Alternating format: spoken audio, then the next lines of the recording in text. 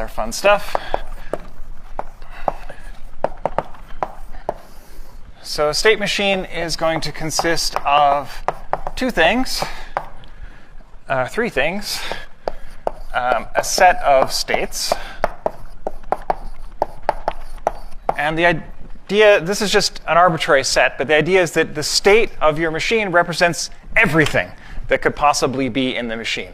All the information that that's inside the machine. We're going to start in some state, which we call Q0. That's going to be an element of Q.